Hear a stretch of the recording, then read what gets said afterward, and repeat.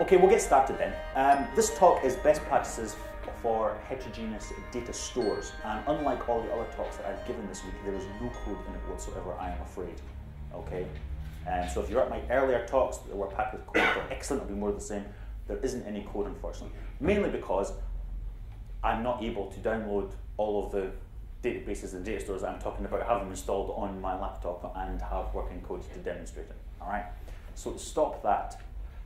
To stop this turning into like death by PowerPoint, right? Because it's a best practices talk, so it's just going to be slide after slide after slide. So to stop it becoming really like death by PowerPoint, as I say, I hope we can get a bit of a discussion going. You know, when I put up the best practices and you guys disagree with me, then we can get in a bit of a discussion, and that way, you know, it'll turn into a bit of a better session. Otherwise, it's going to be death by PowerPoint. It'll probably last about an hour instead of 90 minutes because we'll just be going through the slides.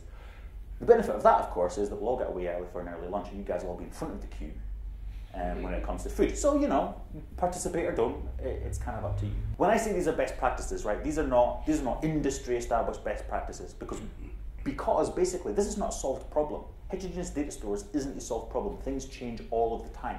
If you're looking at this environment and this landscape, you know, new things are coming along all of the time. So one of the things that means is that there isn't really a settled in most of the areas, there isn't really a settled consensus on what best practice is. So when I actually say best practice, what I mean is it's stuff that I've done when I've been using these things which works.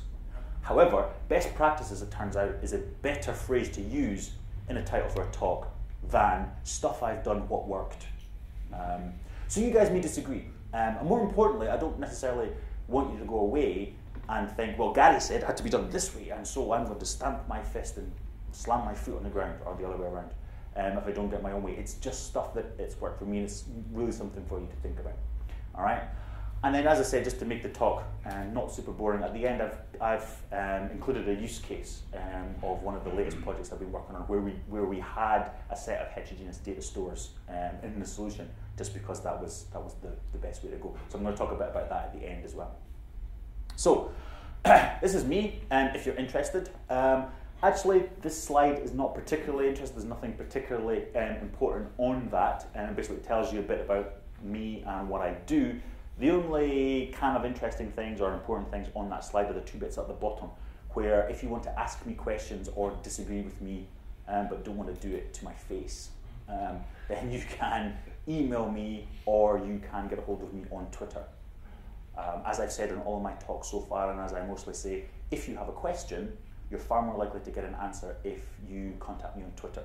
Not because I sit on Twitter all day when I'm supposed to be working, but your question can only be 140 characters long if you ask it on Twitter, okay? And if you ask a question 140 characters long, you're far more likely to get an answer than if you email me 7 pages. If you email me 7 pages, you will still get an answer, don't get me wrong, but you just might not like it as much. Okay. So, best practices for what now? So, when I say heterogeneous data stores, what I mean is using more than one data store in your solution, okay? So traditionally, you know the traditional architecture, we can all do traditional architecture in our sleep. We can't actually believe that people get paid money these days for what's called traditional architecture, because everybody knows what it is. It's just box, cylinder, done, right? Everybody knows that, right? That's it. It doesn't matter what it is you're designing, right? You have a look, and if you drill down low enough into the architecture, it's just box, cylinder, finished, right? I don't know why Visio has any more diagram elements than that. That's all you need, all right? But that's when the cylinder is your traditional RDBMS, okay? But things have moved on now, and we have different kinds of data, and those data are sometimes not particularly well suited to be stored in an RDBMS, all right? But we still have data. Pretty much every solution is always going to have data. I mean, if you are an organization and you have customers, okay, pretty much that is a solved problem. Storage of customers, right? We've been doing that for a while now. That is a solved problem, right? Trust me, DBAs, they totally have that one owned, okay? So if you've got a business, you're pretty much going to have some kind of RDBMS there in the background anyway, okay? Simply because there's just so many tools around to help you with that it would be stupid not to. But then, of course, you've got other data that's come on stream that doesn't really lend itself well to being stored in that RDBMS. And so now we've had to find other data stores which are better suited to storing that kind of data. And so we've brought them on board as well. And so these days, we usually have solutions which have more than one kind of data store. Okay? And that can give us issues with which data should we store in which one. You know, just because we've got an RDBMS, just exactly like when we had an RDBMS and it wasn't suitable for storing everything, right? We shouldn't just take in another data store, like a document data store, for example, and then basically store everything else in there, okay? Because the same thing applies. That's not necessarily the best way to store that data. And so we end up with maybe 2 or 3 different kinds of data stores in our solution. And we need a set of best practices, or as I said before, stuff what works for me. And some of the issues and decisions that you're going to have to make when you're bringing that in. So that's what I mean. So just by a show of hands just now, how many people have worked or are working on a solution right now that's got more than one kind of data store in it? So pretty much most of you. Excellent. So we should get some kind of discussion and some kind of disagreement when I start saying this is the thing you should do with this, right? And we'll also, just because I'm interested and for no real other value, we'll also talk about, you know, when we get there, what kinds of data stores. As we go through the data stores, I'll ask people what, you know, if they're actually using them and which flavour, because I'm going to talk generally about a data store. I'm not going to name specific versions, for example. So I will talk about, for example, document data stores. I won't necessarily talk about MongoDB or CouchDB or RavenDB, for example. But it'll be interesting to see when we get to these bits which actual implementations you guys are using. So the first thing that we need to talk about before we even talk about what kind of data store we're going to use is this kind of idea of kind of cutting the apron strings there, this kind of on-premises, off-premises kind of thing. And in general, you tend to find that all managers, I mean, I'm talking generally, obviously, you know, managers generally want to move everything into the cloud because if it isn't cheaper, then the costs are unmanageable. You know what they are up front, okay, you can calculate them. Whereas when you run your own data center, the costs are, to a certain extent, known, but you have no real idea. I mean, you understand how much your co-location is going to cost you, you understand how much you have to pay in staff costs to run it and things like that, but you don't really have any idea with regards to how many hard disk failures you're going to have, you know, whether you're going to have to replace your servers, whether a patching of Microsoft latest patch is going to take out your servers for 3 days, because that never happens. You know, that kind of stuff. Whereas when you move everything into the cloud, it's much more manageable cost, right? It doesn't necessarily matter to managers if it's a little bit more, because more money is not necessarily important. It's the fact that it's unknown, it's quantifiable. Okay, you know what that cost is going to be. Whereas when you've got your own data centers, it's not necessarily so. So managers tend to generally want to heave everything into the cloud and go, yes, that's fine, you can forget about it. And engineers and software architects and DBAs especially want to keep everything in-house where they can see it, you know, and they know all the data is there. And sometimes it's good to have stuff in the cloud, and sometimes it's just easy to have stuff on premises, okay? Especially if it's things like customer data, okay? Because as soon as you start holding customer data, as soon as you start holding data which can identify a living individual, you are in the world of data protection, okay? And you have to satisfy the data protection legislation, all right? And it's people whose job that is, you know, to make sure that you are complying. It just gets a little bit more complicated when you say, oh, I put that in the cloud. Well, did you now? Well, where's that? Oh, it's in the cloud. Well, is it still in the EU? Did you put that in a Azure data center in Dublin, for example, or is it in continental Europe, which is fine, or did you put it in the States? You know, are you allowed to move that data? Does your regulatory body allow you to move that data outside of the UK? Are you allowed to move it outside of the UK, but provided you tell somebody about it? You know, fill in the right form in triplicate normally, okay, and then fax it to somebody. So there's all these kind of problems. So just by show of hands, who's got data? Who's got a data mix on-prem and off-prem just now? All right, quite a few people. In your organizations, was that a hard sell to keep a mix? Did you feel that some people were wanting to stay on-prem, and some people were wanting to heave it all in the cloud? Or was it a pretty obvious split with your data, which way it had to go? Yes, sir. So my experience was kind of the opposite. Our management wants to put everything into the cloud, and I'm one of the few people who's standing up and saying, hang on, we can't necessarily do that because there's all sorts of regulations about individual and sort of customer confidentiality and so forth that we need to take into account. If it's in the cloud, you don't know where it is, and often you can't do it. So it was actually trying to kind of rein people in a bit. Yeah, trying to bring them back. Yeah. Right. But did anybody else have any problems, or was it kind of an obvious kind of split as to where the on-prem, off-prem should be going? Our experience is the other way around, that persuading our management that we can securely hold sensitive data in the cloud is the other challenge, and I'll grant you that is not an easy problem to solve. It isn't actually. The whole idea of security, isn't an easy thing. Trying to convince people, especially, I find as well that non-technical people don't really understand the difference between, Dropbox has been hacked, Apple's iCloud has been hacked, and all these naked photographs of celebrities are on the internet.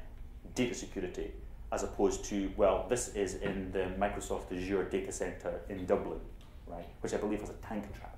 That fact alone just boggles my mind. I mean, who sat down and thought, when we secure this data center, right, we better make sure it has a tank trap, right? That kind of security, it's very difficult for non-technical people to actually separate that in their heads. They think, because that has happened to Apple's iCloud, that their data in the cloud isn't necessarily as secure, as if their data, Joe Bloggs' small, in relative terms, company, right, represents the same kind of target as celebrities' iCloud accounts to hackers, and it's very difficult. And some people just go, no, the cloud isn't secure, and it's much easier if we keep that data on-prem. And actually, sometimes, as my American friends are fond of saying, sometimes the juice isn't worth the squeeze in that argument. It doesn't really matter if there are really good technical reasons for moving your secure data on-prem into the cloud. Sometimes it's just not worth having that argument. You go, do you know what, you're absolutely right, let's just keep it here. Okay.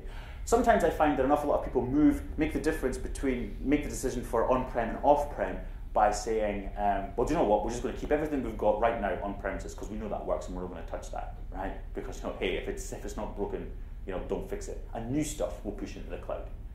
And what happens then is over the period of a few months or a couple of years, you're then looking at this split between on-prem and off-prem. It doesn't seem to make any sense of why this data is on-premises and this data is off-premises, other than it's purely historical. It's just because it's always been like that. So I think the point here that I'm making is that don't be afraid to have the mix. Don't think it has to be all or nothing. Okay, if it makes sense to keep some stuff on-prem, then do it, and if it doesn't, then feel free to push it out into the cloud. Of course, as we said in the discussion there, as soon as we start to move data off premises, security becomes a worry. So there's a few best practices or things that you have to start to think about.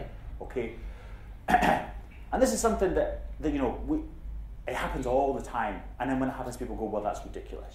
It's all this weak credential reset mechanism.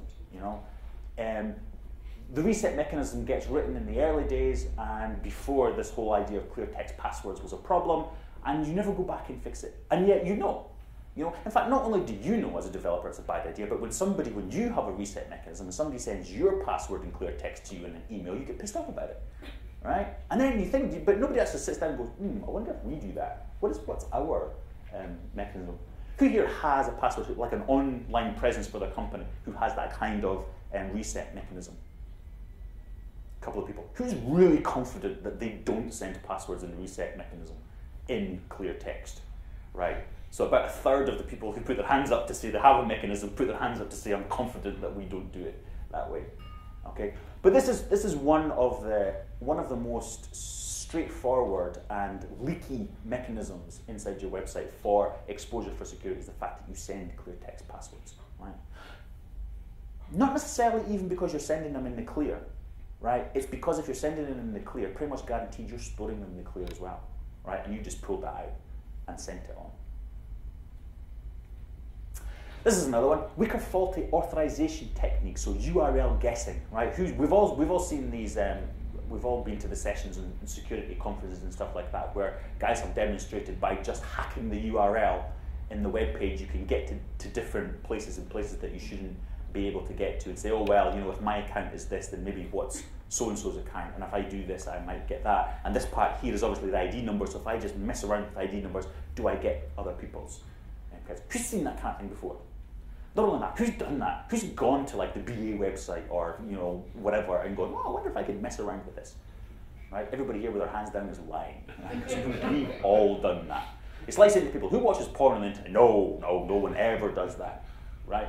But it's a huge industry, so somebody must, right? It's the same with this kind of messing around, you know, stuff which is like, well, that's below developers, surely developers don't. No, they don't. We all sit there and they go, no, I wonder if I can do so-and-so.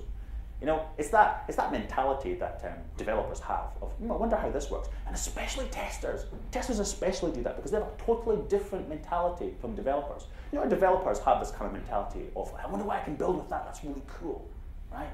Testers have this mentality that say, how can I break that? Right? It's like that little destructive little boy. Inside every tester, right, there's a destructive child, right? You know that they were the person with the broken dollies and the broken cars when they were kids. How this works? How can I break this? Okay, they're the kind of people who go, oh, what if I can hack about in here? Another one is authorization at too coarse a granularity. We see this all the time. Admin for everything. You know, you see it on things like the RDBMS data stores where, you know, the password is just SA, you know, and then it's admin. Okay, see this a lot. Authorization at too coarse a granularity, okay, too high an authorization for everything just to get stuff working. And of course, and once you have given somebody that high authorization, they can pretty much do whatever they want. If you give them a high enough authorization, then they can get out of the sandbox that you think that they've given them in. Okay, who's done that? Who's seen that? Who has done that? Actually, just going, oh, it works if you do this. Yeah, lots of people. Okay, so again, something to think about. Every time you find yourself having to give an elevated authorization to a piece of code, you'll be thinking to yourself, one, does it really need to be at this level? Okay, and if it does need to be at that level, it's what is the minimum amount of time that I can give that person this elevated authorization for? You know, what's the minimum amount of work that they need to be able to do to get the job done at that level, and then just cut them off. Why don't we cut them off? I mean, you know, rescind that authorization. Security to the facility. This is not a huge issue, but it is just something to think about. You know, especially maybe not so much if you've gone with cloud providers like Microsoft or Amazon or Google or these kind of places. I mean, these facilities are ridiculously secure. But you know, if you've gone with a local company, perhaps there are a number of local companies in Scotland that do server co-location and stuff like that. You know, and you need to be sure yourself that the place is secure, okay, and people just can't come in, you know, willy-nilly, as it were. Now, you're not going to be able to just drive up there and inspect it, especially if it's abroad. Okay, you can't just go, well, do you know what? You can't phone up Microsoft, especially, or you can't phone up your local colo company and go, oh, by the way, I'm coming down tomorrow to inspect your facility. Yeah, good luck with that. All right. But the way you can do that is there are certain ISO standards and security standard certificates that co-location organizations can get, right? And whilst if they don't have them, doesn't necessarily mean to say that their premises are insecure, because they might just have decided not to go for that certification. What it does mean, if they do have that certification, you know everything is pucker, and you can tick that box and say, yeah, I'm happy with that. Hardware virtualization. Hardware virtualization is an important one. Now that hypervisors and everything like that have become more ubiquitous, a lot of your servers that you actually have code running on are not physical servers at all. Okay, they're virtual machines, and while they're running, that's fine, you know, and you've got them all patched and everything, and your code is secure and everything like that. But do you have mechanisms in place that will actually alert you to the fact that the underlying virtual machine had been changed? You know, somebody has come in and tampered with that virtual machine. So who runs virtualized servers, public code and virtualized servers right now? Okay, and of those, right, thanks, put your hands down. And of those people who put your hands up, how many of you have a way of knowing if somebody had changed that underlying virtual machine? swapped out one virtual machine for another and then loaded your code back on it? Just one. Okay, so there's a security hole for a start. All right. Now, I mean, obviously that's quite a sophisticated hack to do, but you know, it's something to think about. You know, mainly because those kind of things could happen by accident, if for no other reason. You know, not everything that happens to your code is malicious. Sometimes, you know, people are just incompetent. You know, everybody makes mistakes, but you know, it's worth thinking to yourself, you know, if that underlying virtual machine that my code is running on was tampered with, was changed in any way, you know, how would I know? Disaster recovery. Hang up, how long are you back up and running? Now, I love this one. Hands Up Here's got disaster recovery in place for their servers and everything like that, right? That's most people. If you've got servers, you've got disaster recovery, right? It's just a done deal. Everybody knows that stuff now. It's like, yes, we have to have disaster recovery. Who's tested that disaster recovery plan? Few people. Not as many, but a few people. How many of them failed the first time? Tested them. Most of them, right? And that's why you test them, right? I guarantee the trouble is we used to say this all the time, right? So I'm a fan of Scottish rugby, and Scottish rugby isn't that great and hasn't been for a few years, right? And then at the start of the Six Nations Championships, you know, we all get full of hope and we sit down, me and my mates in the pub, and we go, do you know what? On paper, we've got a really strong team this year. Unfortunately, the game isn't played on paper, it's played on grass, right? And that's where we get our arses kicked, right?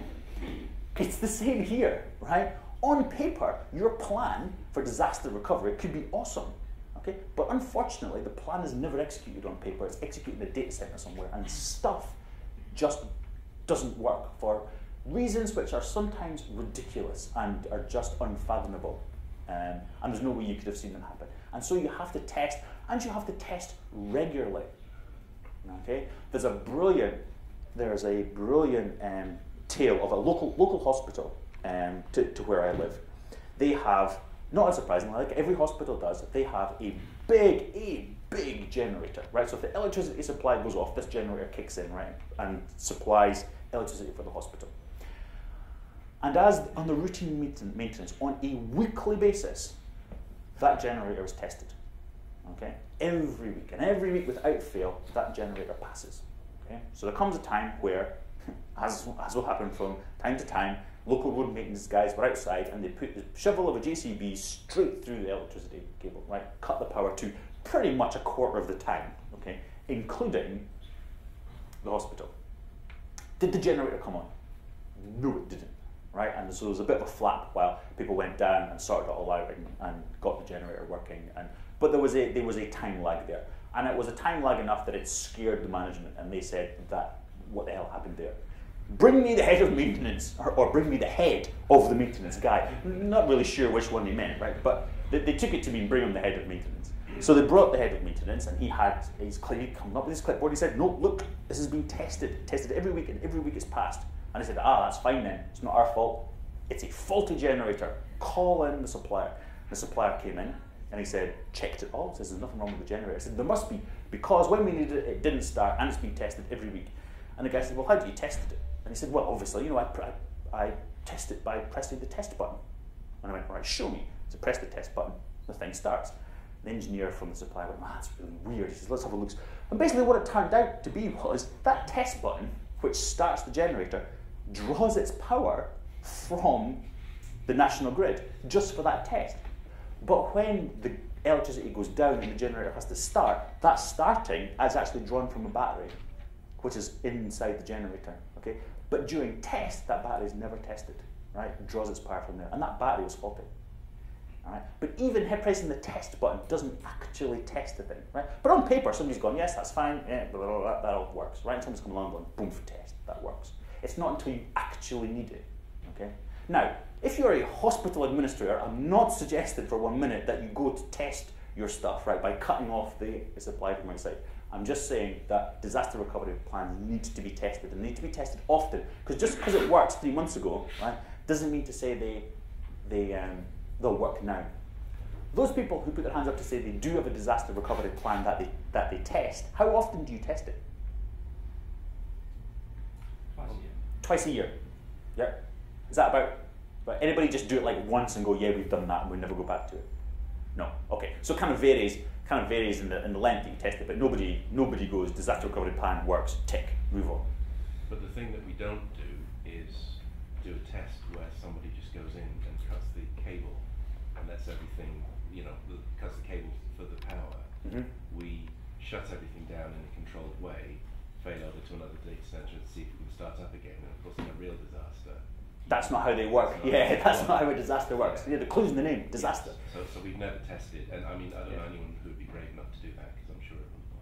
No, and to be fair, I'm not really aware of any data center that will allow you to come in and take a cabinet and just pull the plug out the back and see what happens. Because I'll tell you what happens, bad stuff. Yeah. Bad stuff will happen. Data transmission security, who's listening in? Yeah? Man-in-the-middle attacks and stuff like that.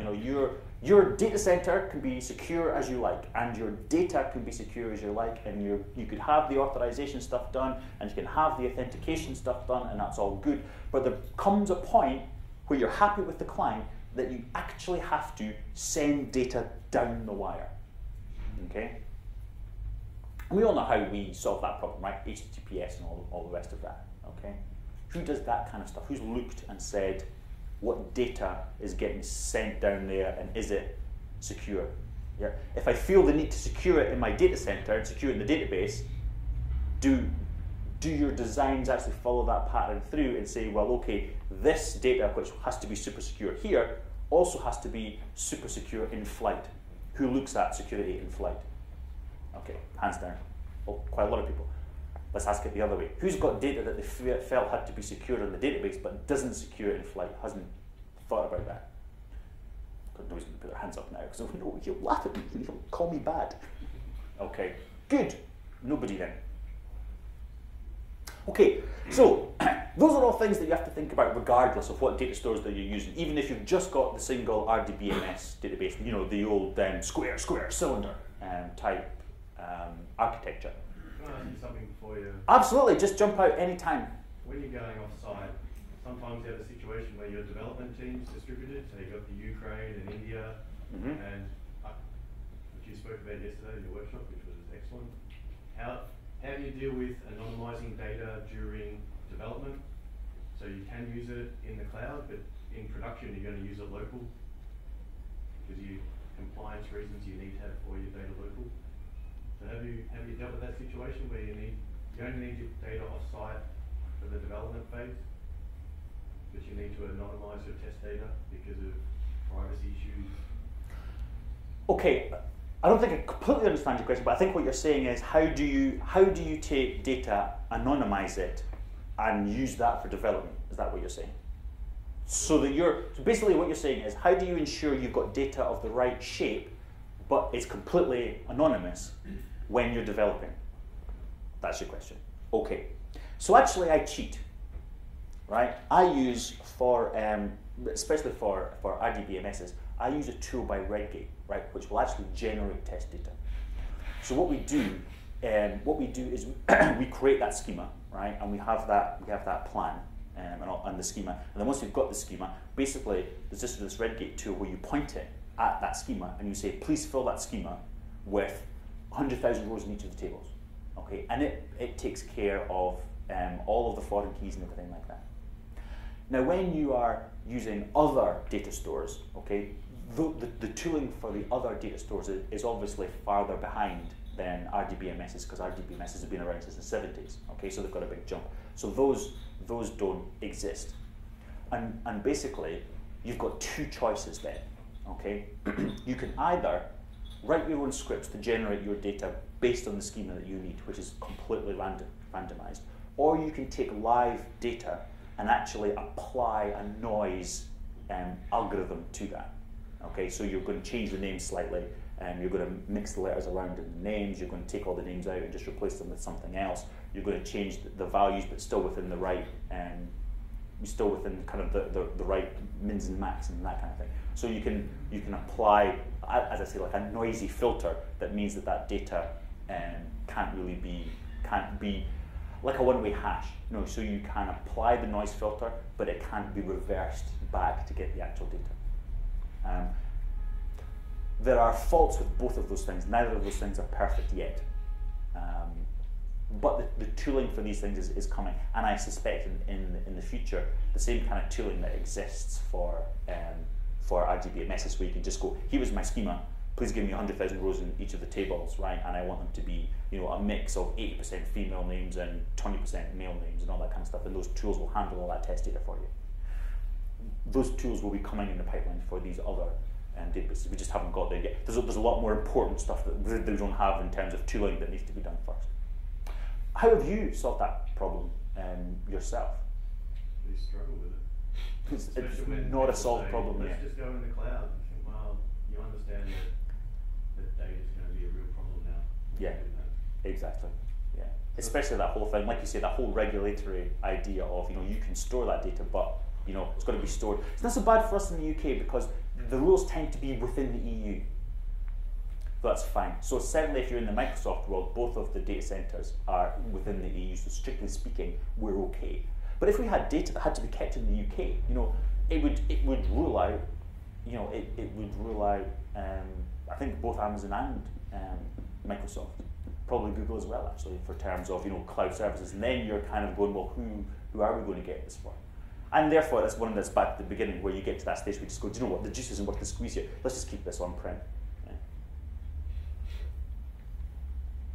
Okay, so data stores, horses for courses. Okay, so we want to pick the data store. We want to get this right. And actually, the principle is really simple. The principle is just, we pick the data store based on the data. We don't pick a data store based on the fact that it's the sexy new thing and try to ram our data in there. Okay, there's a lot of developers saying, oh, really? We can't do that? Because I do that all the time. What's the latest great technology I want to learn? Okay, there's a few people smiling, going, no, I never do that. When you're choosing your data store, you want to choose the data store based on the data and the support that that data store gives you for what it is that you want to do. So let's have a look at a few of them now. So we're going to quickly go through this one because we should all really know this one. Right, so relational databases. Use them if the following is important to you. The data and how it's related. Okay, a lot of people forget that part. That's one of the benefits of a relational database. Okay, so not only when the data is important, but how that data is related together, if that's important to you as well, then an RDBMS is the one for you. Obviously, because of normalization, we've got reduced storage costs. There's faster transmission because there's less replicated data. And of course, we've got guaranteed integrity. Now, we pretty much all know the kind of reasons for using RDBMSs. So if all of these stuff is important to you, regardless of the data that you're actually kind of storing, then you want to be seriously considering an RDBMS. So some of the best practices, and this is, as I said before, this is one slide for a start, so you can't, yes sir? Would you lump in tools for consideration for using, say, RDBMS versus a non-RDBMS? Because the history is just there and there's so many tools out there. Yeah, so that's absolutely correct. That's a great question. The question is, you know, should tooling play a part in your decision as well? And the answer to that question is absolutely it should. You know, data storage is only a small part of the story, okay? And what you want to do with that data is important as well. So from a point of view here where we are talking about storing data and then we are going to be writing the applications that are going to be accessing that data, tooling from that point of view isn't necessarily so important because we're writing the tooling. We don't want to store the data and then use a tool on it. We want to store the data for use in our application. And so we're the ones writing the application, and therefore it plays less of a role there because, you know, we want to use the data storage which is best for our application needs. But if you're planning to do something else with that data, like purely reporting, for example, reporting is a good example, where the reporting tooling for RDBMSs is way ahead of the reporting tooling for document storage data stores, for example. And so if that's what you want to do, if you just store for reporting, then, you know, absolutely you should be thinking along the lines of, well, you know, storage, in terms of reporting, storage is a very small part of the story. And so if the tooling isn't available for what you want to do, absolutely, it should form part of your decision. But mainly, especially for the purposes of this talk, we're talking dev stuff, then we're writing that code that's going to be accessing the data. So here, not for this particular example, not so much. Okay, few best practices, see if we can get some comments out of this.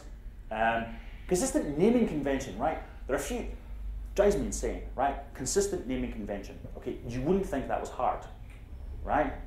But you know, but they say, you know, there's three problems in computing. Okay, naming stuff and off by 1 errors. Okay, those are the 3 problems in computing. And it's absolutely true, right? People just cannot stick to a naming convention. And it's unbelievable. So I'm going to say that, knowing full well, everybody's sitting here going, yeah, well, I'm not going to do that, right? But at least you know that it's bad. You know, at least when you're writing it down and you go, what is the naming convention for this? I don't really care, I'm just going to call it this. That you'll know that, I shouldn't really be doing that, but it's Friday and I need a beer.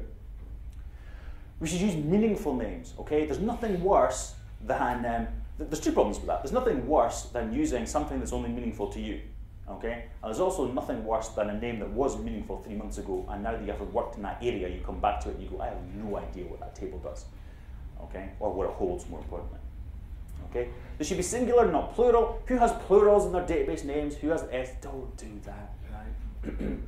Okay. Avoid prefixes and suffixes is one of the things that drives me insane, right? I know it's a table because, do you know what? It's a table, right? Calling it TBL something does not help me at all, okay? In fact, it makes my life hard because there is no alphabetical ordering anymore. So when I open your database and there are 200 tables and I'm looking for customer, I can't look for C because you've called them all TBL something, okay? Don't do that. What about foreign key columns and stuff like that? What about what, sorry? Say again? Foreign key or primary key columns. In terms of naming them? Yes. So then a prefix or suffix actually is quite useful. So if I have a table, you know, staff, and in another table, yes. staff FK, yep, makes quite a lot of sense at that moment. It does, and that rule is up here with the using meaningful name. Yeah. Okay, it's where so I would use so where people say, aha, no, I'm talking about table suffix is here.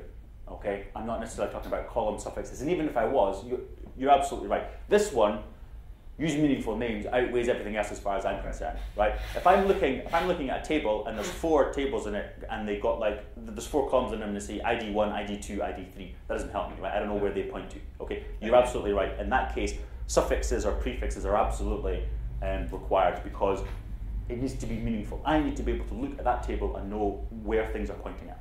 Yeah. Things like you have a table called user, and then called column user ID, username, blah blah blah. That drives me nuts. As well. Yes, exactly. I mean, why repeat user? Because user.id. Exactly. There's nothing worse. There's also nothing worse than seeing written down in T-SQL, for example, user.username, right? That's crazy. Right? How many times? It's like writing C# for the compiler, right? How many times do I have to write person, right? Person equals new person. It's the same thing. It's user.username. It's I know already, right? Stop doing that. Okay? If it doesn't help, don't do it. Okay? Favorite IDs over GUIDs for primary keys, right? I know this is a big debate, right? Everybody who thinks GUIDs are great. It's just wrong. It's the end of story, right? It's just a ridiculous idea, right? Makes indexing hell, and there's no need for it. People say, oh yes. The only benefit of having a GUID is when you take IDs from lots of things, right, and you are amalgamating them together for reporting, right? You don't have, you don't have clashes of IDs, right? That is a bullshit reason, okay? Because you should use an ancillary key anyway. Okay. Yes, I need something. No, sorry. No, yeah. No, I agree. But I think very often what you need is for objects or whatever you call this thing in a row, you need something like a public identifier. Business key or something like that, that is used outside the table. Yes, I agree, but that shouldn't then be the primary key. Yes, that's why I like to split primary key and business key. Yes, something like that. Yes, you're absolutely right, sir. And that line then, of course, I just assumed when I was writing that down that in my head I was talking about primary keys, but I didn't actually specify that. You're absolutely right. At that point, there needs to be a SKU or something like that necessarily for business use, but that wouldn't necessarily be the primary key. And GUIDs are good for that kind of thing. But yeah, you're absolutely right. For indexing, if you're using it as a primary key, indexing just becomes a nightmare. Don't do that. I did put that one as a bit of a laugh actually, because I knew there's roughly usually about 60-40 in the room, IDs versus GUIDs. And as soon as I say don't do that, right, you can see at least about half the room kind of bristling with which I usually end the discussion after about 15 minutes of fighting by going, look, it's my session. I'm right. End of story. What do you think about sequential GUIDs? Is that, what's your opinion on? GUIDs are good. One of the things that's wrong with the GUIDs, you see, is the fact that it's just their length, and it's just the size of them, and causes overpaging and things like that. Sequential GUIDs, it's the same problem. It's a different.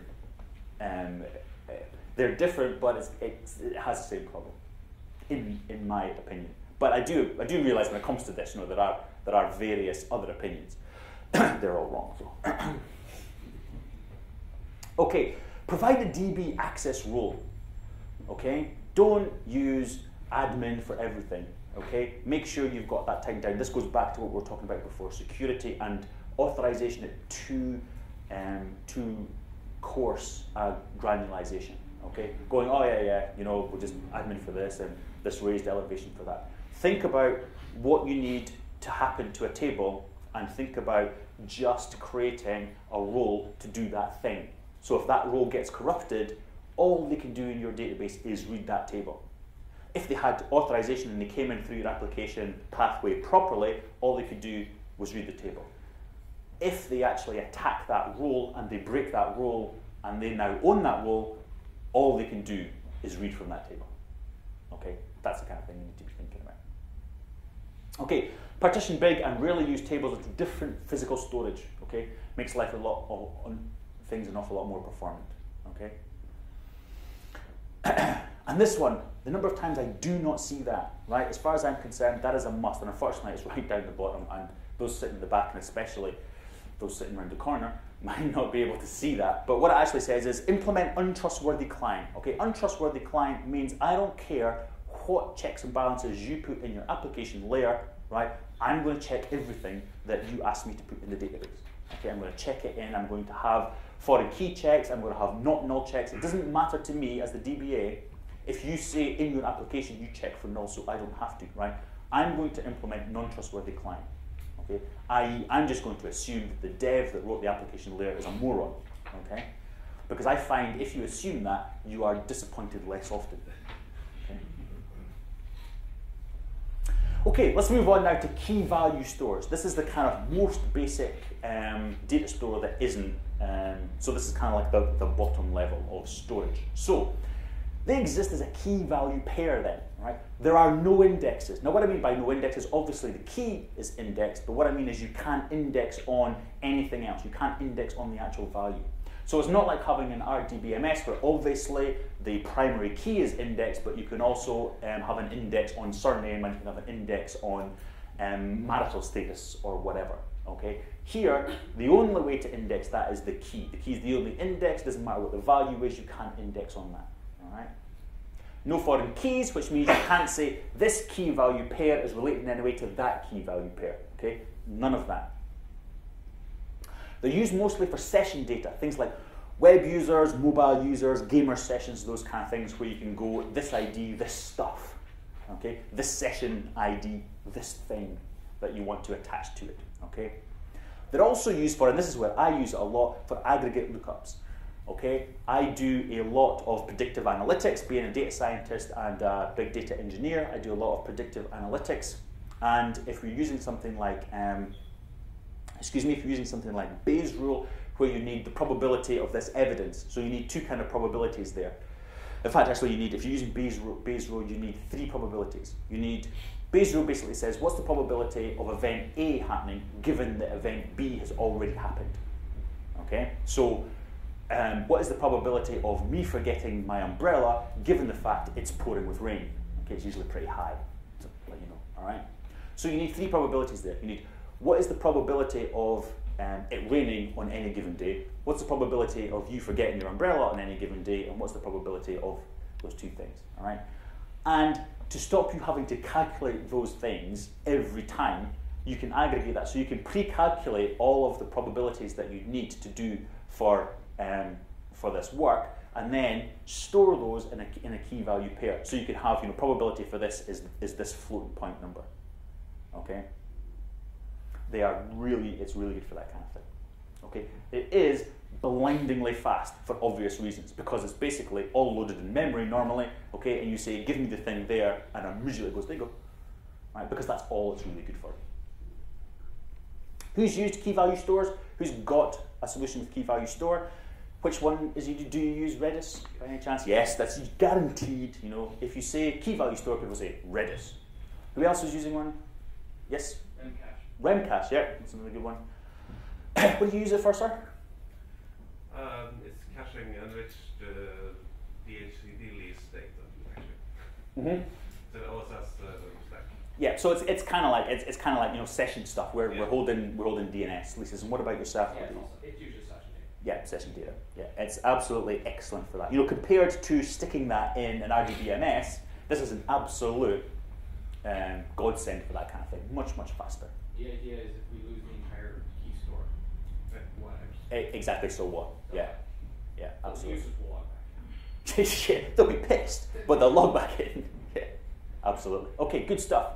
So let's have a look at a few of the best practices for key value stores then. Okay. So one is cloud servers. If you've got, if you're using cloud services, Amazon, Microsoft, Google, this kind of thing. Okay. They tend to have low I/O capability, and that's important because guess what? You're doing a lot of not necessarily writing, sometimes you are, but you're doing an awful lot of reading, okay? And so what you want to do there is favor small amounts of key value instead of big key values. Break them down so you're doing lots of little reads as opposed to long reads. Spend time modeling your business as a set of key value pairs. It's hard to do for architects who are used to the relational world. Okay, it's fine if you're just doing the obvious stuff, as I say, like session data, and that's why it's got that niche for session data, because that's like a no-brainer, right? It's just like this ID, this session information, okay?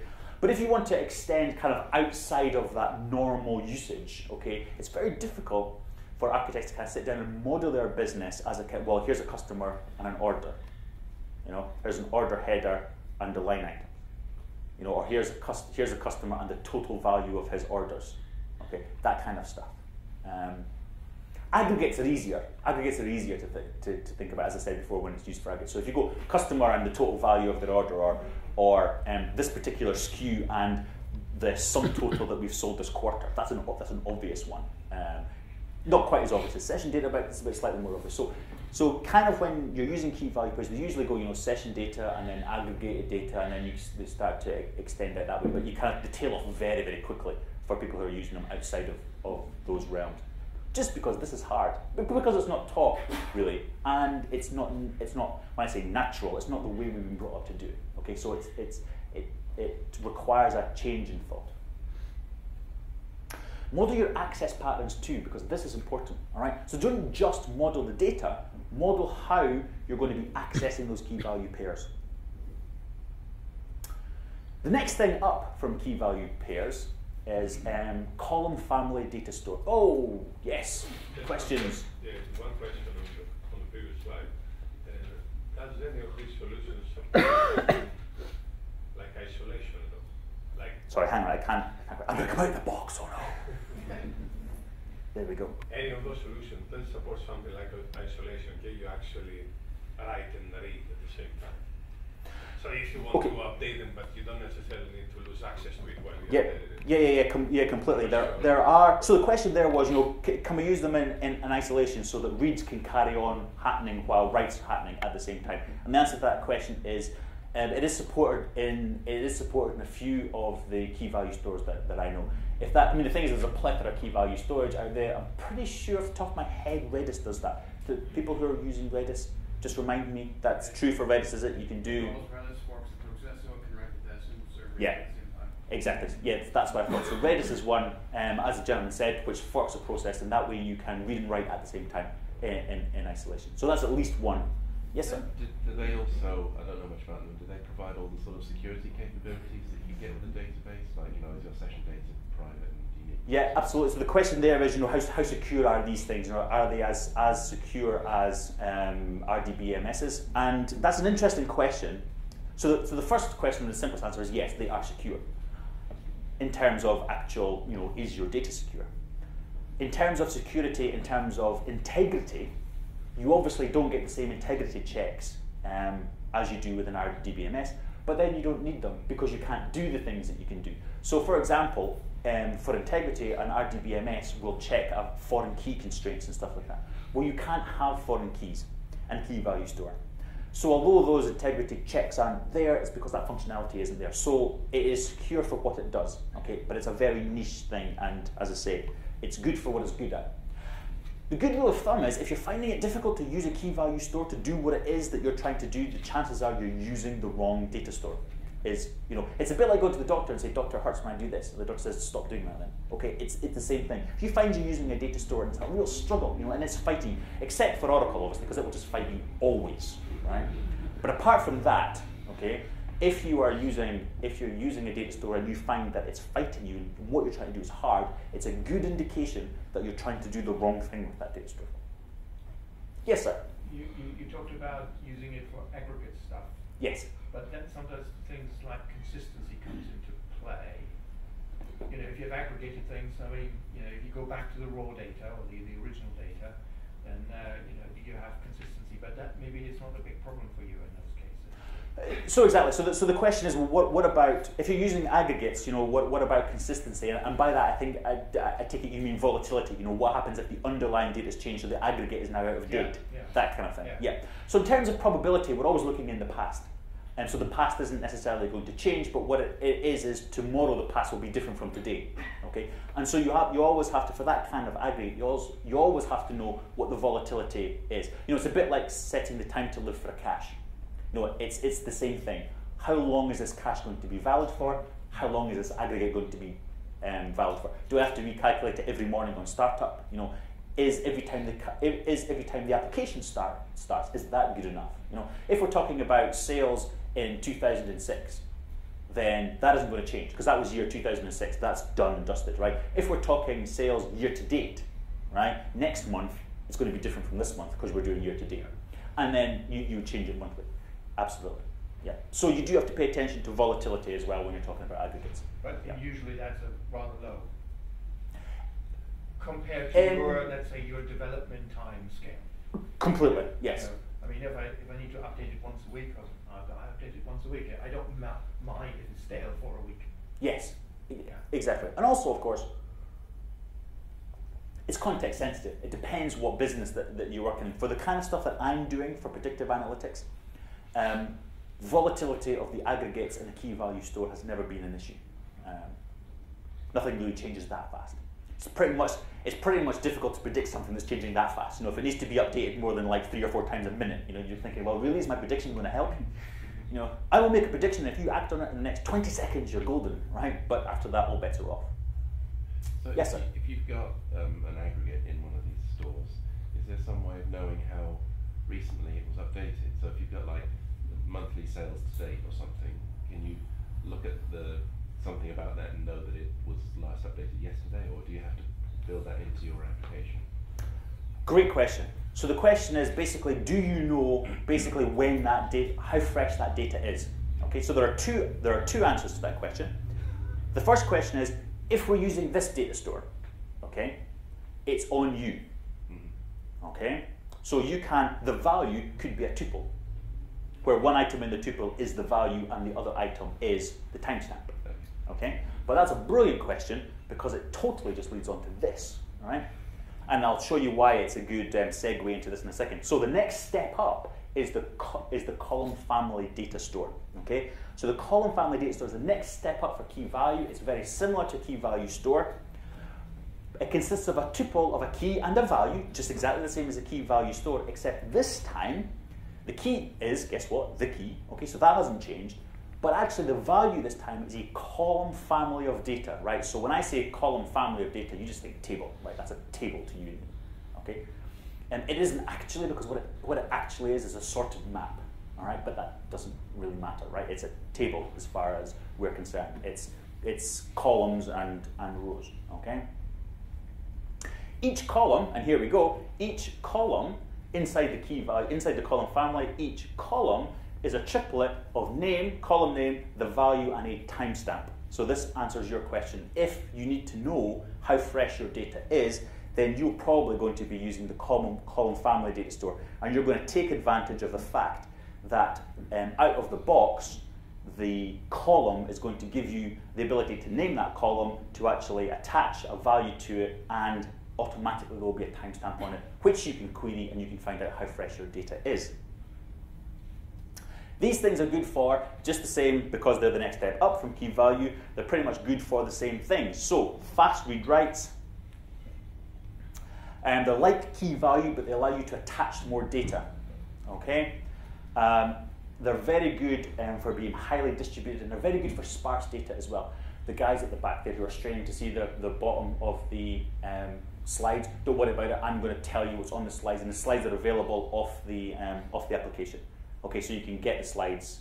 You can get the slides later on, and I promise I will read it out. You know, I'll read that information. I won't just keep that from you. Just the guys at the front here will know. Shh, I'm going to read to here, right? We'll keep this bit a secret. Okay, so some best practices then for column family. Don't think of it as a relational model, okay? Because even though I just said think table, okay? I said it was a table just to give you that idea, but actually what it is a sorted map, okay?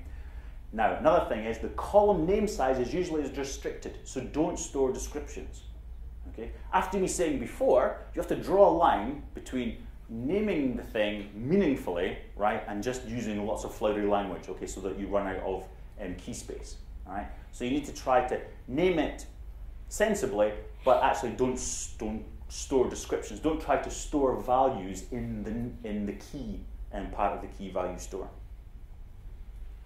Column values, on the other hand, are normally much larger, usually depending on the flavor of column family store that you're using.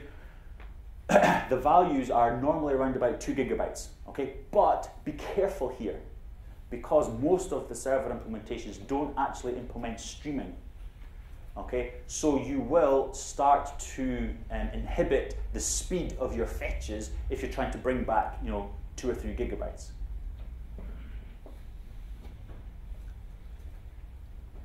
Also, when you're thinking about row keys, right, try to think about a key that can be sharded. Does everybody understand? When I say sharded, does everybody know what I mean? No, okay, so there's a few people shaking their heads. All right, so what I actually mean is sharding is a technique for horizontal scaling. Okay, so we've got vertical scaling where you just go, my server is running too slow, excellent, we'll put more RAM in it and we'll put a faster chip in it. Okay, that can only go so far, because once that server is full of RAM and it's got the fastest chip you've got, you aren't scaling vertically anymore. Thereafter, you've got to scale horizontally. So horizontal scaling is more cheap servers. Okay? Sharding is when you say, I've got this server and it's not going fast enough. I'm going to buy another server, and let's say in this table I've got customers A through Z.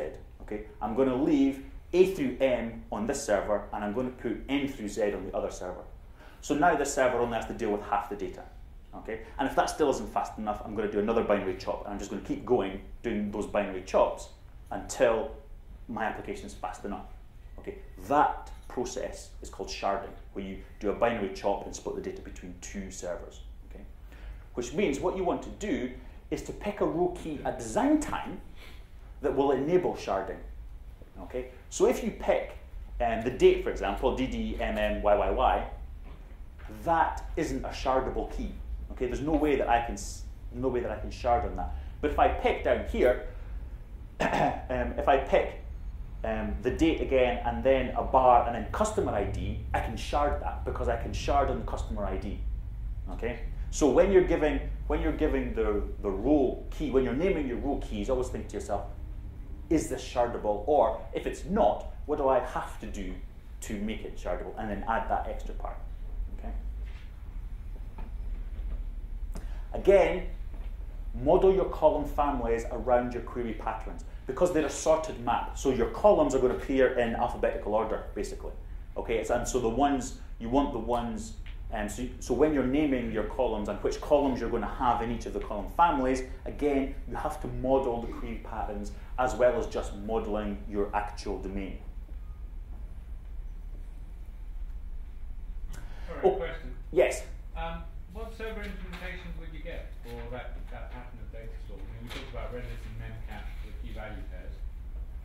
Yeah, so there's things like Google's Big Table, that kind of stuff. So it's things in that nature, table stores, Big Table. I'm trying to think of any. Oh, the Cassandra's another one. Yes, excellent. Cassandra. In fact, Cassandra's the canonical example. I don't know why I didn't come off with that one on the top of my head. Cassandra's the canonical example for that. Yeah. Good man. Okay, we need to pick up the pace a little bit and cut down to beyond a little bit of the chat. I want to get to the end because it's 12:30 already, and we don't want other people eating our lunch, right?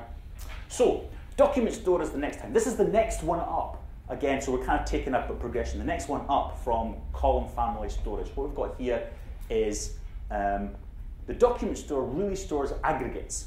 Okay, so it's got aggregates joined together. Okay, so composite data. So for example, a customer, all that customer's orders, all those orders, order items. Okay, all joined together.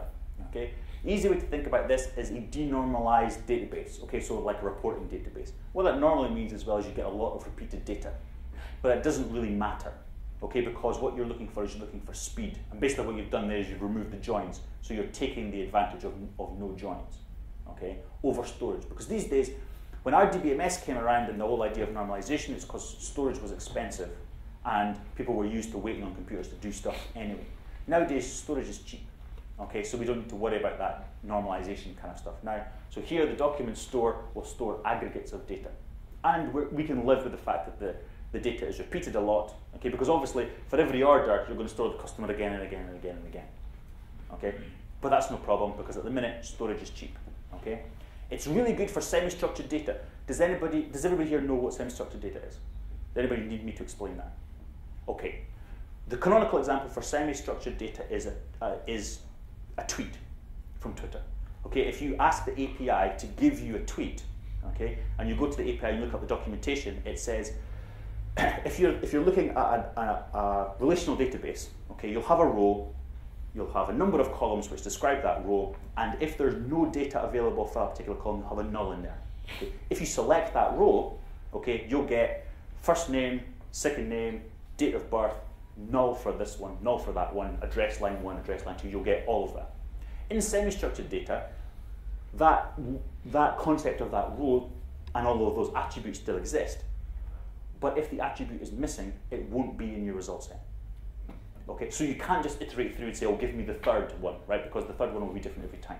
And the canonical example for that is a tweet. So there's lots of things that come with the tweet, not just the text. You know, there's the person who sent it and everybody who followed, and the canonical example of the ones that are not there all the time are geolocation. If you've got geolocation turned on so that your tweets automatically tell people where you are, if I ask for your tweet, I will get that geolocation code, right? If you've got it turned off, then it will just be missing. So I can't say, give me the fourth one and expect that to be. That's semi-structured. So there is a structure to it, but you can't guarantee that you're going to get it every time. Another example would be like an RT. Yes, exactly. So another example is the RT. You know, if your tweet has been retweeted by somebody else, that value is there. If it hasn't been retweeted by somebody else, it's just missing. Okay. So you have to check every time it's there. So that's what semi-structured is. It's going to be, you're going to get a subset of this set of attributes back. Document store best practices. Durability is generally through replication, okay? So don't run a standalone document server, okay? Because that's not going to help, right? You're going to lose durability. Use replica sets for high availability through automatic failover, okay? Storage engines often use, right, memory mapped files for performance. That's how that's how it gets around the performance issues of gathering all that data, okay? So if your particular implementation, so MongoDB is one of these examples. MongoDB is an implementation that uses memory mapped files, okay? So prefer, I've got that one the wrong way. Oh my God.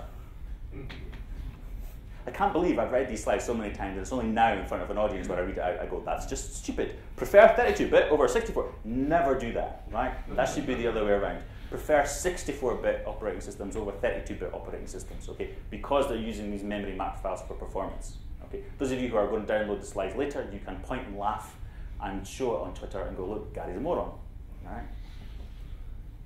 If your store supports write-ahead journaling, turn it on, for goodness sake, right? The number of people who have write-ahead journaling and have it turned off, okay? This will greatly help you on crash recovery and node durability, okay? So write-ahead journaling is basically saying, this is what I'm going to do, then it does it, okay? And that enables you to recover from a crash a lot easier. Keep your working sets plus the indexes, people often forget that, the working sets plus the indexes to a size that fits in RAM. All right? Then everything will be much more performant. A good indicator that your working set is getting too big is when you start to see page faults. As the number of page faults go up, that's a good indication to you that you need to either increase the amount of RAM in the box or do something about your working set. Okay? And don't shard without a good understanding of your data access patterns. Okay? Choosing a good sharding key here as well is, key. It's all very well sharding if you think you've solved your problem by just a straight binary chop, but if 90% of the work is still going to that first shard, you haven't solved the problem. Okay? So you really need to understand what your access pattern is before you decide on how you're going to shard. Blob storage, my favorite. Blob storage. What the hell's a blob? Yeah. Can I ask a question about the document stuff? Yes, yes. Oh, a cool thing. So, searching. Yes. So we use XML document store, which is great normally, but if there's a problem, Yep. you have to find where the problem was, find me all documents where, and Yep. it's a nightmare. We just use Solr, but is there any other techniques for speeding up search across documents? So I'm not entirely sure about that particular implementation, but I do know that there are other implementations use MapReduce for searching. And that's much easier because then you can split out your reduce, yes. You could throw another method in front of it that does the searching for you. And which is one thing. and there's that as well. So it very much depends on, if you've researched your particular implementation and you reckon that Solr is the solution to that problem. Well, it's working now, looking for something better. Yeah. It's a difficult one, and the thing is as well, I'm talking in generalities here. I mean, when you start to get down to specific issues, it's sometimes just down to the issue of your specific implementation of document stores that you've got. And sometimes it may mean moving to another one.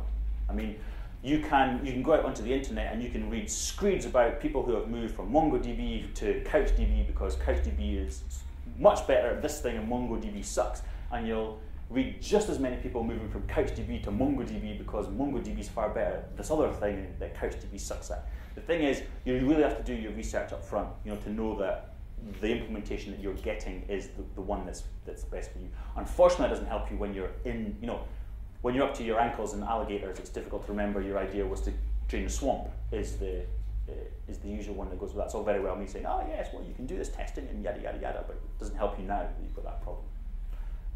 It might be worth loading in another document database and moving some data over and seeing if you get the same problem. And that might actually be a faster way of fixing the problem than trying to come up with a solution on that implementation. As I say, you should never be, right as I said at the start, you should never be afraid to throw away stuff that is using the new kind of data stores because the environment's changing so fast. What's really painful today will be really easy tomorrow, and vice versa. You shouldn't, when you're using these new data stores, write tablets of stone kind of thing. Say we are committed to MongoDB to the death, because pretty much the death will be next Tuesday if you say that kind of stuff. You have to be prepared to be a bit flexible. Okay, really have to start moving now. All right, blob storage, my favorites. Okay, so blobs, guess what? They're used for storing blobs. They used to be called binary large objects, right? And then when people started shoving other stuff on them, they thought, damn it, it works with other things, so we better come up with another one. And the other one is for basic large objects, for stuff which is text, basically CSV files and that kind of thing. Blob storage is an Azure thing, and it's usually, well, it's not only an Azure thing, but talking specifically about Azure here, it's either stored as a page blob, which is optimized for random reads and writes, and so it's good for storing things like virtual machine hard drives and that kind of thing, or it's stored as a block blob, which I just like saying that, block blob. Right? That sounds really good. But what this means is it's uploaded and stored as a series of blocks and then committed as one file, which means you can get parallel uploading. Okay, which is obviously good for upload times and throughputs, although you do have a maximum size of 200 gigabytes, right? Which is enough for most people. Okay. It can have metadata attached, which is awesome. So you can attach metadata. It's all right if you're looking at CSV files necessarily. That's not necessarily. But if your blob is an image, it's great to be able to attach metadata to that image, which actually has information about the image on it. Okay, best practices for blob storage. All right, Always define the content type of your blobs, because this allows the client to correctly handle the content being sent, right? If the content type of your blob isn't known and I pull it down, I'm not going to know whether it's an image or whether it's a video or whether it's a binary shapefile, okay? Define the cache control header. This allows the cache to be placed at the client side and reduces reads, okay? If a client just downloaded a big blob, right, and they've already got it, right, there's no need to download it again, all right? Set that cache so that it's on the client side so you don't have to pull it out of blob storage again. Always upload on the parallel. Okay, as I said, you can block these stuff. Both paging and block allows you to parallel upload stuff, right? Don't do it in a single stream. It'll be much faster if you break that up. Choose the right blob. I told you there was two, block and page. Good rule of thumb, although it's not absolutely constant, but a good rule of thumb is block if you want to stream something, and page it and use page if you want to write extensively to it. Okay, so virtual machine hard drives is the canonical example, because actually that's why Microsoft invented that, for having their virtual machine hard drive. So that's obviously the canonical example. So choose the right one. If you just need the metadata, then just read that. If you've got an image and you've got the metadata attached to the image, okay, and all you want to know is like when the image was taken and what area it is, don't download the damn image, right? Just download the metadata and read that. And then also turn on CDN for better availability. So I said log storage is those. So it does. Do you know, if I've had £1 for every time I've written that, right? I've written that in code as well, right? And then wondered why you get the squiggly underline. You know? It's blob storage, not blog. You can store your blogs in here if you want, okay? But blob storage, that is. Did I get it right everywhere else? See once you've got muscle memory. Once you've got muscle memory into writing blog instead of blob, that's it, right? You'll get it wrong every time. Not every time, but enough times just to make you look silly. Right, I've got it right there, look. Okay, so queue storage here. They are for storing messages for consumption by other clients, where messages is basically, tends to be around about a 64 megabyte, sorry, lump of stuff, lump of text, okay? There is often a message size limit, not always, not in every implementation, but often there is a message size limit, okay? And they also, some of them often have a time to live limit as well, okay? If you put this message on the queue and you don't do something with it within 7 days, it's gone anyway, all right? Not all of them do, some of them do. Pay attention to these two things if they're important to you when you're choosing your queue storage, okay? Those two things are important. Find out what they are for yours, because not all of them have them, right? But the last thing you want to do is to start dumping messages onto something and have them rejected because they're too big. Also, what you don't want is long-running processes disappearing off your queue because you've exceeded the time to live. These things tend to be durable and persistent. Durable as in you have a client, you pull a message off. If that client dies before it's finished, before it tells the queue that it actually was finished with it, then the queue will then mark that message as available for somebody else again. Okay? Persistent as in the information inside the queue is written to disk so that if the queue server goes down, when you start it back up again, it can read the information off the list, off the disk, and can carry on with the queue as it was before. Okay? Durable means the client has to say that it's finished with it. You have to take the message off, you have to deal with it, and then you have to go back, report back to the queue to say, I'm done with that message, and the queue marks that message as being done. If you die beforehand, it comes back to life. Best practices for queue storage. Elastically grow and shrink to keep the queue throughput even, okay? What I'm talking about there, he says, realizing that doesn't make any sense, what I'm talking about there is clients, okay? So you want to elastically grow and shrink the clients that are consuming that queue just to keep the throughput even, okay? Don't hold on to messages longer than you have to. If you're the client, you pull a message off, okay, deal with it, and then report back to the queue server. Because as the writer of a client, you don't necessarily know what the time to live on the durability side of things has been set by the admin. Okay, and if you're holding on to that message for too long, it's possible that the queue might say, well, just assume that client has died, and I will reissue that message. And then what you get is that's when you start to hope that your tasks are on the what's that word? What's that mathematical word? Idempotent, that's the one, where you can do the same thing over and over again and get the same result. Okay?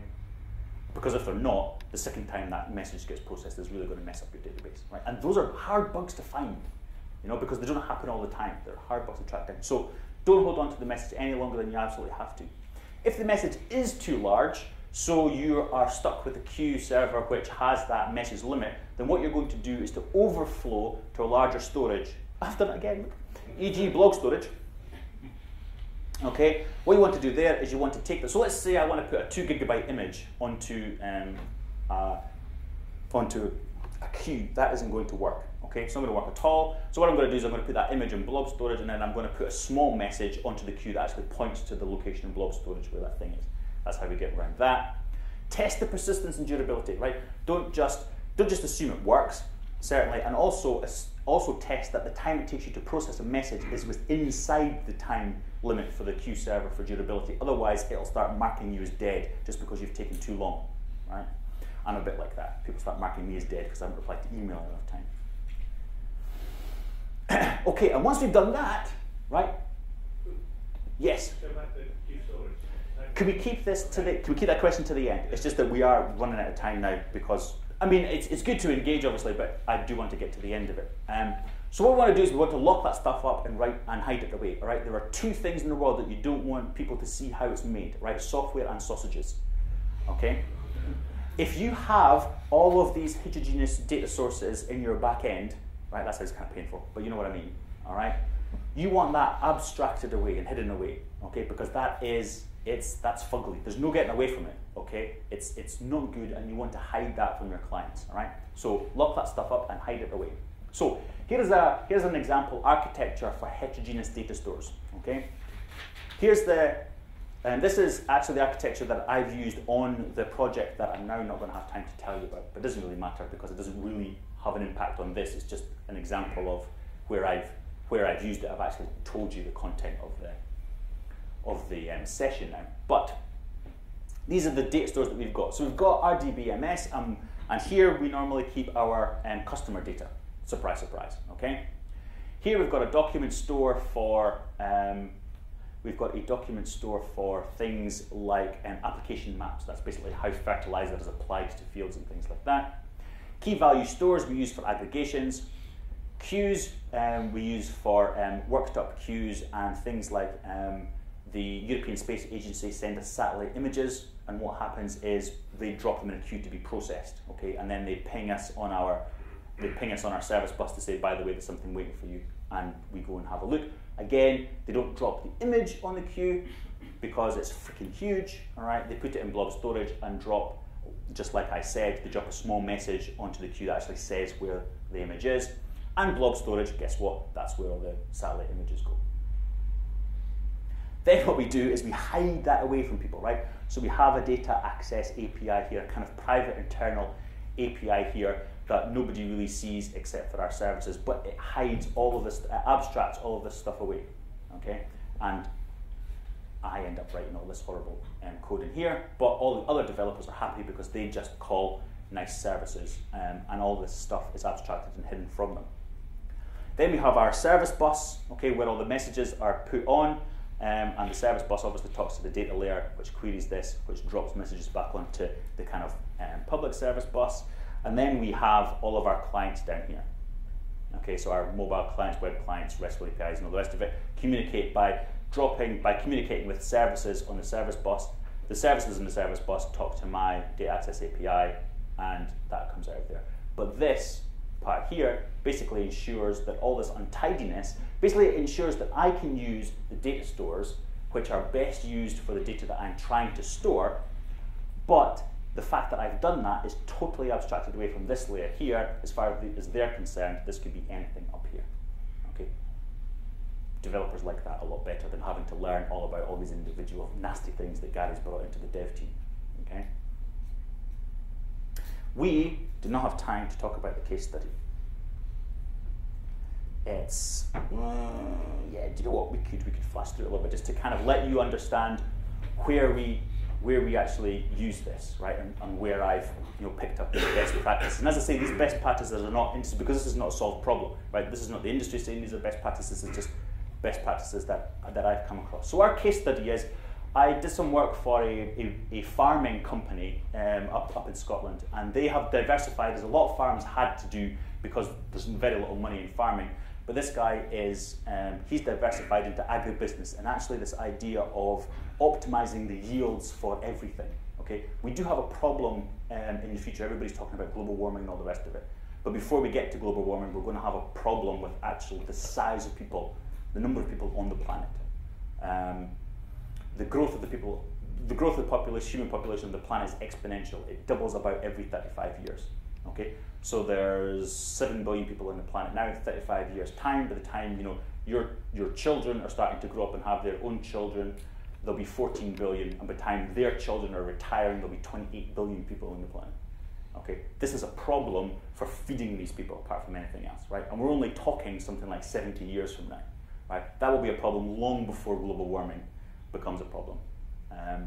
And he's looking at ways of fixing this by actually maximizing the amount of crop yield that you can get out of every acre of ground. So that's what he's diversified into. So one of the things that we do, we talked about before, is this idea of application maps. So what we do is we sample the soil at every 10-meter intervals, and then we use an algorithm to say, well, that 10 meters has soil that looks like this. And then what happens is we can create an application map which is fed into a seed drill, okay? And the sophisticated feed drills right now will deploy the optimum amount of seed and the optimum amount of fertilizer for that seed for that 10 meters. And as you're driving down the field with your tractor, the seed drill is going this amount of seed, that amount of fertilizer, that amount of seed, that amount of fertilizer. So every 10-meter square field has the optimum amount of seed and fertilizer to get the best yield. Also, you can mix and match the seeds as well. Okay?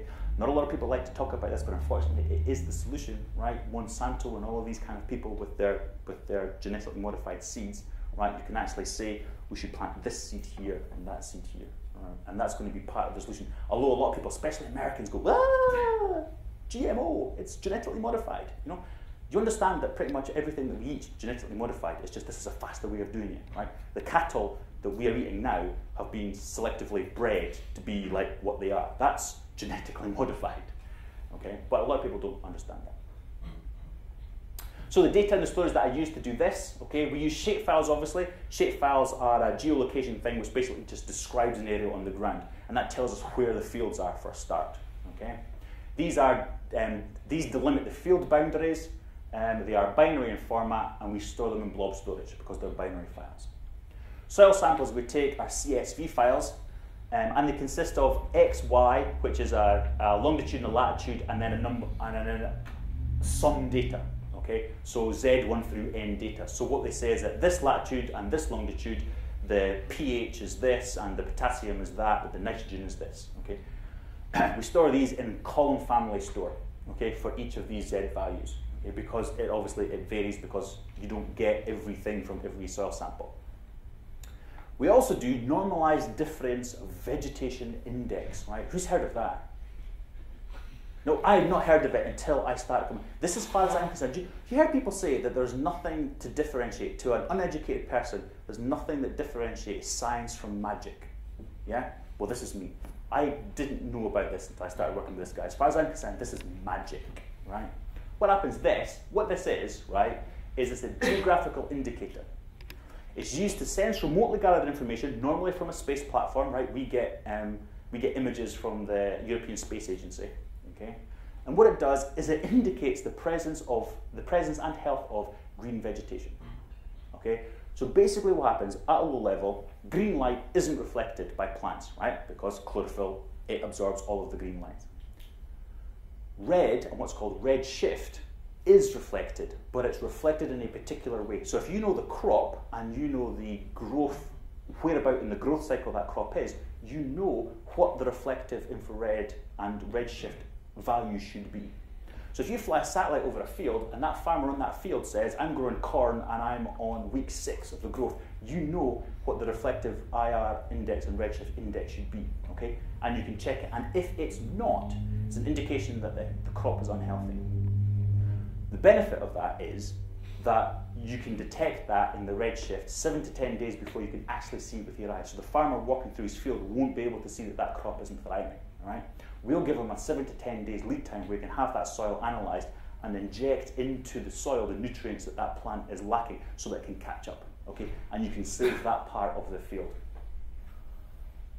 Data used in storage, satellite images obviously are in binary data, and they are freaking ginormous, and we put them in stob bloorage. There we go, hey, stob bloorage. That's better than blog storage.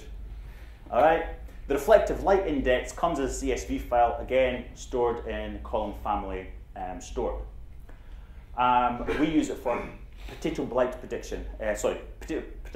Potato blight prediction is something else. Potato blight is a fungal infection of potato tubers. It's what caused the Great Potato Famine in Ireland when all the Irish people came across here and they went to America, because apparently all they ate was potatoes, and when there was no potatoes, they all starved.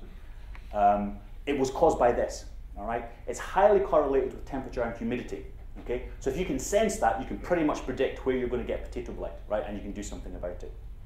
It renders crops or part thereof totally useless, right? It was the potato famine in Ireland. That's how bad it can be. So what data storage do we use for that, okay? Obviously, we have temperature sensors in the field every 10 to 20 meters. Okay, so we sense that temperature data, we get it in a CSV file, stored in a column family store. We use our prediction model, we then read this information, and we say, you know, for this temperature, for this humidity in this part of the field, your predicted chance of getting potato blight is this. Okay, we store that prediction model like this: latitude, longitude, prediction, probability, really. So it's a float between 0 and 1. We put that in the key value store. Just like I said, it's perfect for that kind of thing. So the key is latitude and longitude, and the value is the prediction. Super fast for pulling that in. Okay, so we did get to the end after all. And excellent, 2 minutes, which means I now have 2 minutes for questions. So you can go. Okay, we talked about queue storage. Yes, I was talking about queue storage. Just wait till I flick back there. When I say wait, I didn't actually mean wait. I say continue speaking whilst I do it. Presumably in that form, if you're sending to like multiple subscribers or multiple clients, you've actually got multiple copies. Yes, absolutely. So, so the question there was, if you're sending to multiple clients, do you have multiple copies of the message that you put on the queue? And the answer to that question is yes. So something like Microsoft's service bus, the Azure service bus, it can do that. You can put a message on the service bus, and you can say and copy it to these other queues. So absolutely, yes.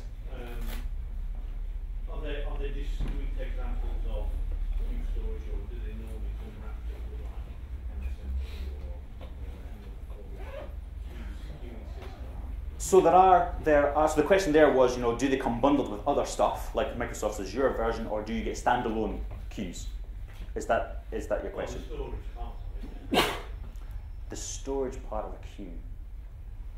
What goes in the queue? I'm not really sure what you mean. Does it come on its own? You've obviously got APIs for clients and subscribers to actually. Yes, because without that, it's not a queue. It's just a bunch of stuff. But without those APIs to actually join and take stuff off, it's not a queue. Yes, it would be something else then. Yeah, I guess you're right. Yeah. Stupid question. There's no such thing as a stupid question. There's just you just need talked through, and then when you say it out loud, you say, oh yeah, I see what you're saying. It's not a queue then, is it? Yeah. It's like my grandpa always said. Yeah, I always said yes, but if I did so and so, such and such would have happened. And he always used to come back and said yes, and if your granny had wheels, she'd be a bike. You know, it's that. Which just, you know, when you're 6, you just go, wow, that's amazing. I'm done. That's it. I'm off. I can't argue with that. But it's that kind of thing. You know, if it didn't have all of that bells and whistles, it wouldn't be a queue. It would be something else. Probably a bike. Any more for any more? Anybody for anything else?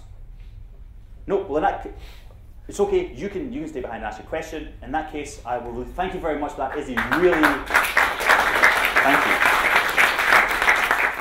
That is a really tough presentation to sit through because it really is death by PowerPoint. But unfortunately, there's no other way of doing it for best practice. You just got to whack them up there and show people. So thanks very much.